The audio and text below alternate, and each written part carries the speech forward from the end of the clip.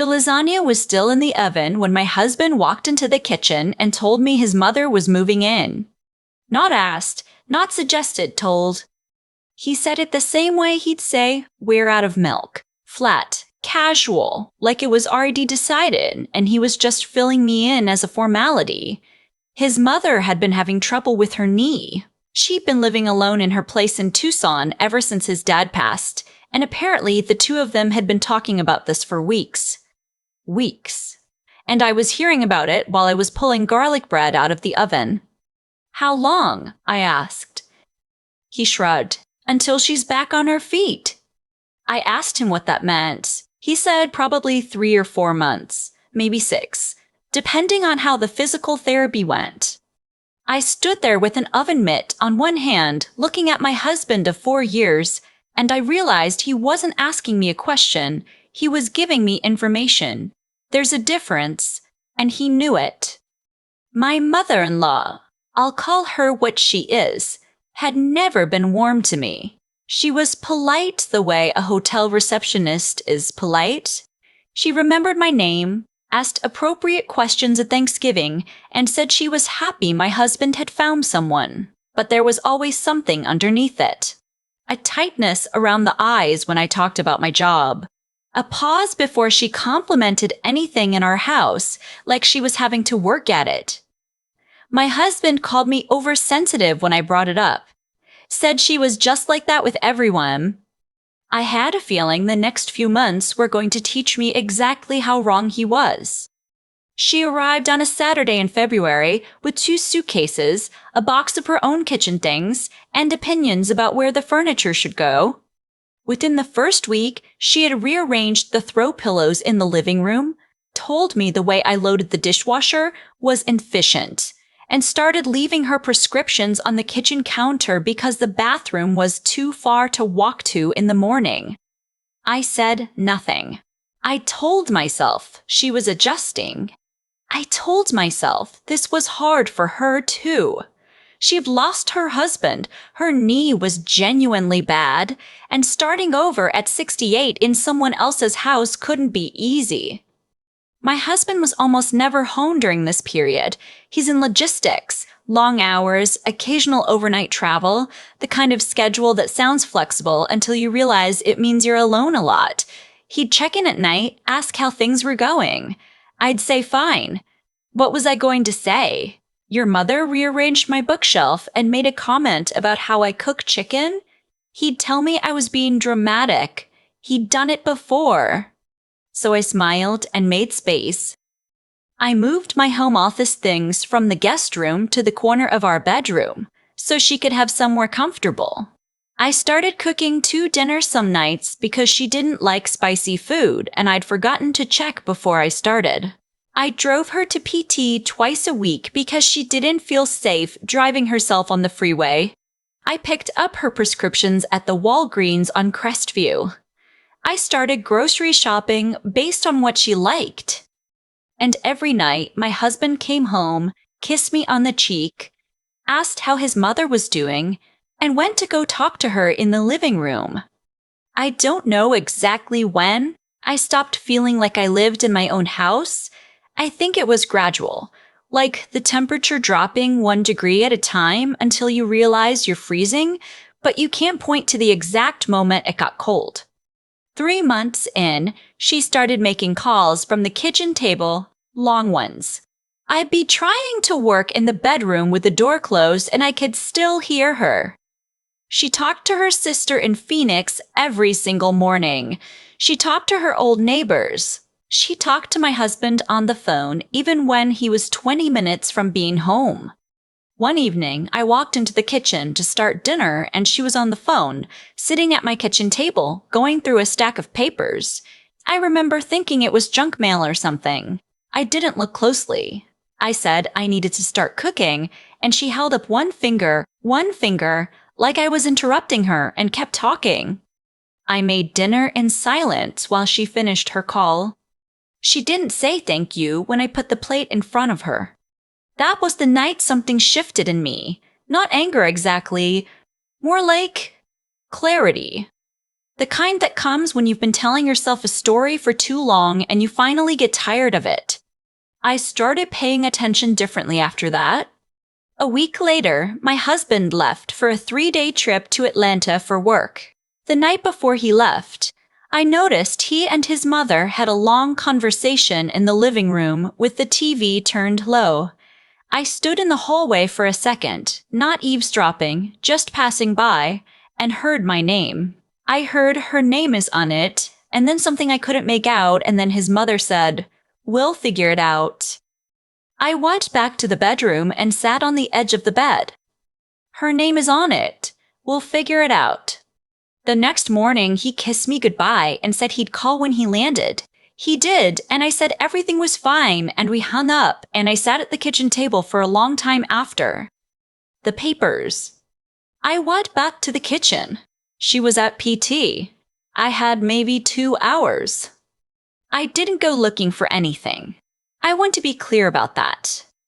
I was looking for the Costco membership card I thought I'd left on the counter, but I opened the small drawer next to the fridge, the junk drawer, the one we always say we're going to organize.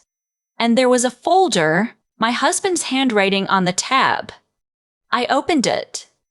It took me a few minutes to understand what I was looking at. I'm not a lawyer. I had to read some of it twice, but eventually the words started to make sense in a way that made my stomach drop. The house. My name was on the deed. I had brought the down payment into this marriage, $47,000 from an inheritance my grandmother left me. It was mine before we were married, and these papers, the ones my husband had been sitting with, the ones his mother had been reading at my kitchen table, these were the beginning of a quitclaim deed process, a transfer. He was exploring how to get my name off the house. I put the folder back exactly the way I found it. I closed the drawer. I went into the bedroom, sat down on the floor with my back against the bed, and breathed. I thought about the conversations I'd overheard, the way his mother had suddenly become interested in the house's square footage, the renovation we talked about, the investment potential of the neighborhood, her words a few weeks back. And I hadn't thought anything of it at the time. I thought about how my husband had recently started mentioning his mother's name whenever we talked about the future, that she'd need somewhere stable long-term. That family takes care of family. I thought about 4 years of my life. I called my best friend and I kept my voice very steady. I told her what I'd found. She said 4 words, "Call a lawyer tomorrow." I did. I got an appointment the next afternoon with a family law attorney downtown, a woman named after a justice I'd always admired, which felt like a small sign. I brought photos of the documents I'd taken on my phone. She looked at them for a few minutes and then looked at me. She explained that because I had documentation of the down payment coming from my premarital inheritance, and we had not signed a postnuptial agreement, my interest in the property was protected. A quitclaim deed would require my signature. I would have to willingly sign my rights away. And clearly, they were hoping to get me to do that, or to find another way around it, without me understanding what was happening. She also told me something I hadn't thought about. My husband had been putting his mother's name on certain accounts. Joint accounts I hadn't known about. Not ours, his personal ones. But they mattered for what came next. I sat in that office for 90 minutes. I left with the plan. The thing about people who think they're smarter than you is that they stop being careful. They start moving slowly and confidently because they assume you're not watching. And for months, I hadn't been watching. I'd been making dinner and driving to PT and moving my things to the corner of the bedroom. But I was watching now. I didn't change anything. I didn't move anything. I came home that day and made dinner and smiled at my mother-in-law and asked how her knee felt. She said it was improving. I said I was glad. I poured her a glass of water without being asked. My husband came home from Atlanta on a Thursday. I made his favorite pot roast, the one that takes all day. He said it was great. His mother agreed. We watched TV after dinner, all three of us, and I laughed at the right moments and asked about his trip, and everything looked exactly the same. I had already spoken to the attorney twice more by then. Over the next 3 weeks, I did what I needed to do. Quietly, carefully. I gathered documentation, bank records, the inheritance paperwork from my grandmother's estate, photos of the quitclaim documents, records of all the household expenses I'd been covering. My attorney filed the appropriate protective claims on the property. I opened a new personal account at a different bank. I moved my grandmother's money, what remained of it, somewhere safe. I also started looking for apartments. I found one about 12 minutes away, second floor of a building near the park where I used to run before I stopped having time to run. Lease started the 1st of the month. I signed it on a Tuesday morning while my mother-in-law was at her PT appointment and my husband was in a meeting. I gave myself 2 weeks to get ready. I didn't take everything at once. That's the thing people don't realize. You don't have to make a scene. I moved things gradually, a carload at a time, on mornings I was alone. Books first, then the things in the closet my husband never looked at, then the things from my office corner in the bedroom. I took what was mine, not out of spite, out of accuracy. The furniture that had come from my apartment before we married, the artwork I'd bought myself, the small things that had always been mine even when I was pretending we were building something together. The morning of the last day, I drove to the house early. They were both still asleep. I made coffee. I sat at my kitchen table. My kitchen table, technically, it was mine before we were married, for the last time, and I drank it slowly. I had written a letter. Not emotional, not long. 3 paragraphs. I'd had my attorney review it. It said I was aware of the property transfer discussions. It said my legal interest in the house was protected, and I had already taken steps to ensure that. It said I was filing for divorce and that my attorney's contact information was enclosed. It said I was leaving. I folded it.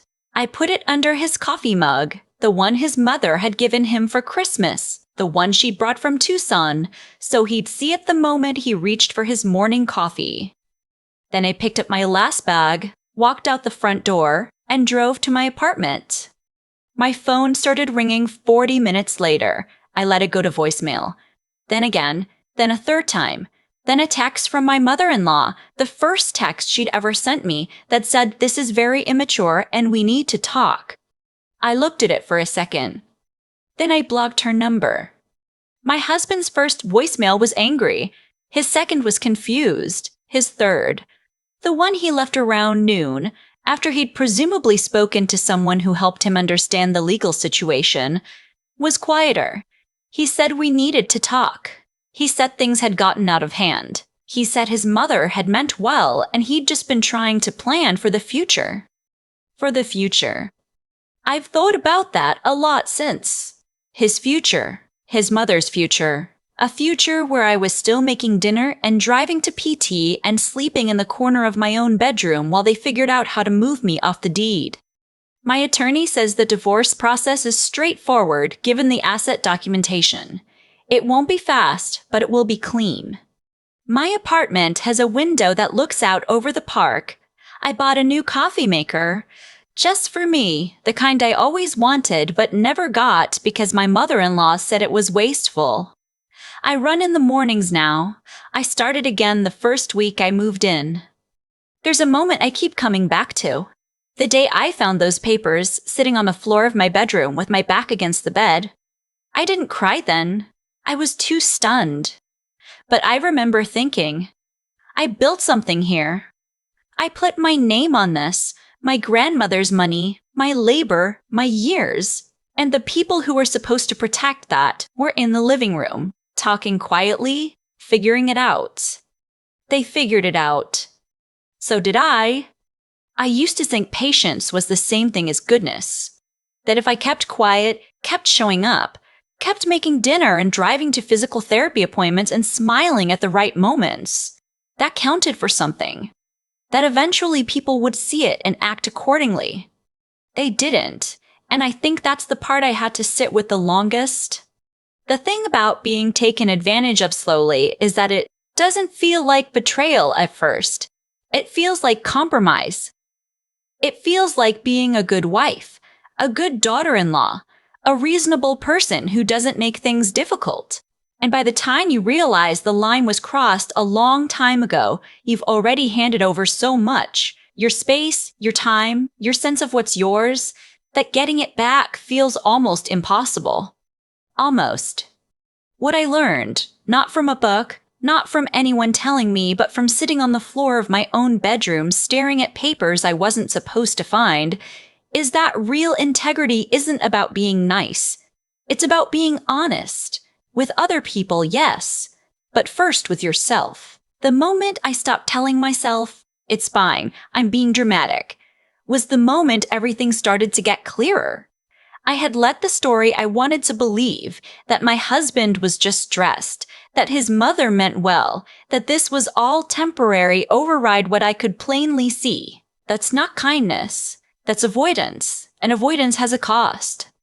There's also something I didn't expect. How much thinking is required to get yourself out of a situation like this cleanly? Not just emotion, not just anger, actual clear-headed thinking. I had to understand property law well enough to ask the right questions. I had to document things carefully. I had to move money, sign a lease, consult an attorney, plan a timeline, all while acting like nothing was different at Sunday dinner. That took a kind of mental discipline I didn't know I had.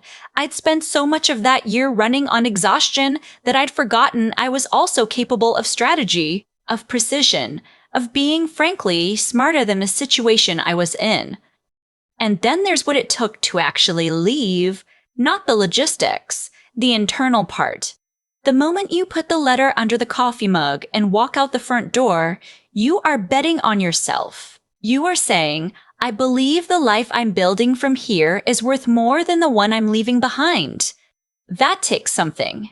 It takes the willingness to be uncomfortable, to be uncertain, to start over at 31 with a new apartment and a coffee maker you picked out yourself. I'm not angry anymore, most days. I understand now that people who quietly work to take things from you are not thinking about fairness. They're thinking about their own fear, their own need for security, their own blind spots. That doesn't make it okay, but it makes it human, and it makes it something I can put down. My grandmother left me $47,000 and a small piece of land in her home state. She worked her whole life for both. I kept them. That matters to me more than I can explain. The window in my apartment looks out over the park. I ran 3 miles this morning. I am not fine in the easy way I used to pretend to be. I am fine in the real way, which is harder and quieter and entirely my own.